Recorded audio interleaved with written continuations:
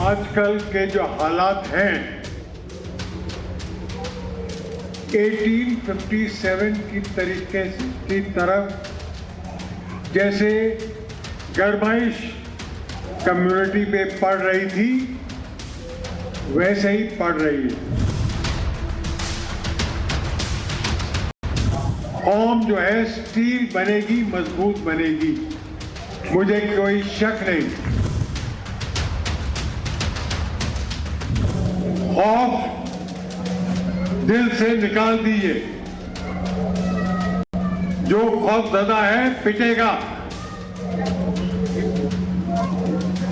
ताकत पैदा कीजिए ज़हनी, और इंशाल्लाह कामयाबी जरूर मिलेगी।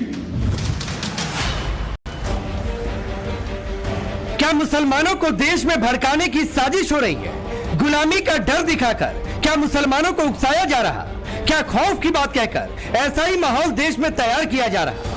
दरअसल अलीगढ़ मुस्लिम यूनिवर्सिटी के पूर्व वाइस चांसलर और पूर्व लेफ्टिनेंट जनरल जमीरुद्दीन शाह ने ऐसी भड़काऊ बयानबाजी की है और यहां तक कह दिया कि देश के हालात 1857 की तरह। आजकल के जो हालात हैं 1857 की तरीके की तरफ जैसे गरमाइश कम्युनिटी पे पड़ रही थी वैसे ही पड़ रही है। The situation is exactly as it was in 1857. सवाल है, जमीरुद्दीन शाह देश को गुलाम बता रहे या फिर 1857 की बात कहकर कौम को क्रांति के नाम पर भड़का रहे? दरअसल अलीगढ़ मुस्लिम यूनिवर्सिटी के संस्थापक सर सैयद अहमद खान के जन्मदिवस के उपलक्ष्य में गोरखपुर में 19 अक्टूबर को एक कार्यक्रम आयोजित किया गया था। इस कार्यक्रम में बतौर मुख्य अतिथि जमीरुद्दीन शाह ने गर्म लोहे और स्टील का उदाहरण देते हुए मुसलमानों को एकजुट होने की बात कही। Drive the fear from your heart. अपने दिल से खौफ दूर कर दीजिए। सर सैयद ने यही बतलाया था, अगर आप खौफजदा रहेंगे तो लोग आपके ऊपर चढ़ जाएंगे। बिल्कुल खौफ जाहिर नहीं कीजिए। Don't fear anything. स्टील कैसे बनती है? जब आप लोहे को फर्नेस में डाल के गर्म करते हैं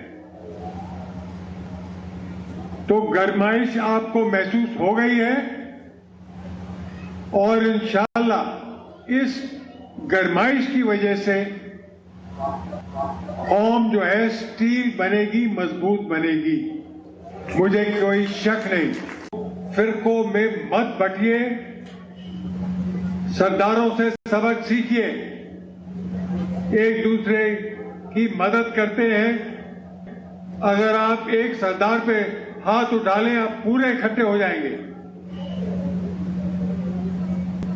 अफसोस यह है कि हम एक दूसरे को काटते हैं, हम एक दूसरे की बुराई करते हैं, हम एक दूसरे की मदद नहीं करते।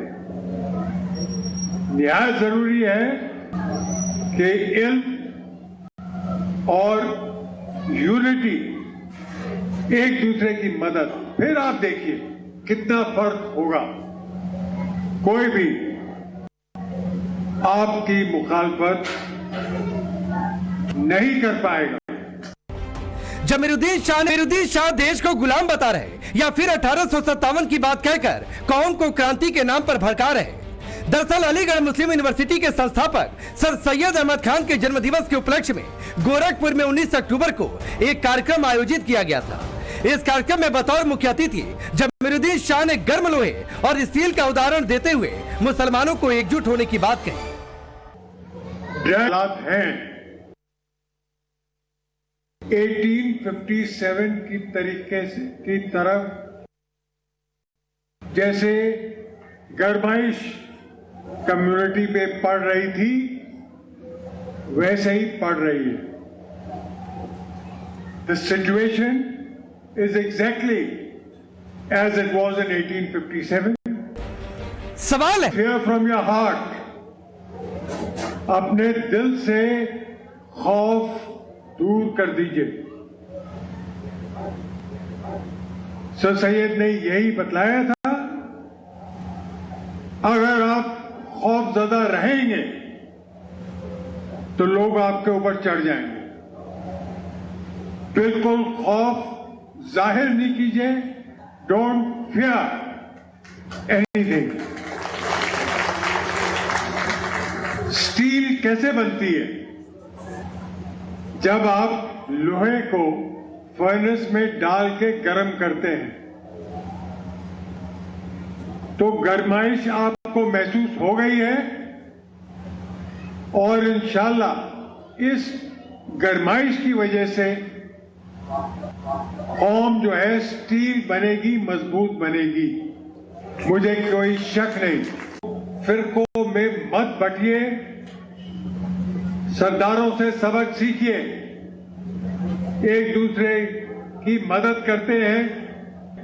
अगर आप एक सरदार पे हाथ उठा लें, आप पूरे इकट्ठे हो जाएंगे। अफसोस यह है कि हम एक दूसरे को काटते हैं, हम एक दूसरे की बुराई करते हैं, हम एक दूसरे की मदद नहीं करते। निहायत जरूरी है कि इल्म और यूनिटी, एक दूसरे की मदद, फिर आप देखिए कितना फर्क होगा। कोई भी आपकी मुखालफत नहीं कर पाएगा। जमीरुद्दीन शाह ने अपने भाषण के दौरान मुसलमानों को डराने की भी कोशिश की और यहां तक कह दिया कि जो खौफ में रह गया तो पिट जाएगा। खौफ दिल से निकाल दीजिए। जो खौफ ज़्यादा है पिटेगा। ताकत पैदा कीजिए ज़हनी, और इंशाल्लाह कामयाबी जरूर मिलेगी। ये जो चंद साल हैं मुश्किलों के, गुजर जाएंगे और कौम और हमारा मुल्क जो है एक साथ तरक्की करेगा। जमीरुद्दीन शाह ने मुसलमानों से सरकार से बातचीत का रास्ता खुला रखने की बात कही, लेकिन संघ की बात कहते कहते स्वयंसेवकों पर सवाल उठाने की भी कोशिश कर दी। जो गवर्नमेंट है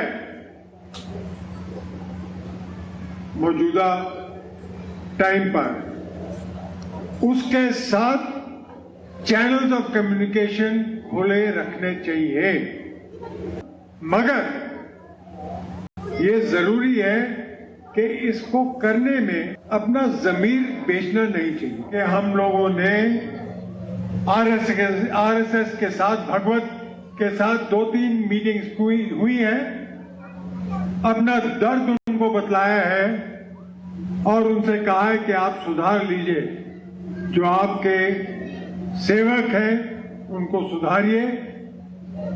और मुझे यकीन है कि इस बातचीत से फायदा कम्युनिटी को जरूर होगा। जमीरुद्दीन शाह फिल्म अभिनेता नसीरुद्दीन शाह के भाई हैं।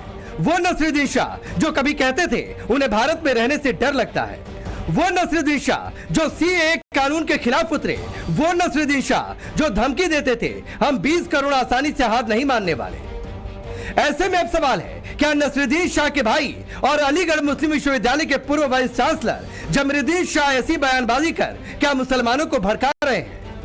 क्या कौम के लोगों को उकसाकर माहौल खराब करने की बात कही जा रही है? सबसे बड़ा सवाल कि जिस देश ने उन्हें सेना के बड़े पद तक पहुंचाया, एमयू में वाइस चांसलर तक बने, क्या उन्हें आज भी देश 1857 की तरह गुलाम लगता है? ब्यूरो रिपोर्ट, टाइम्स नाउ नव भारत।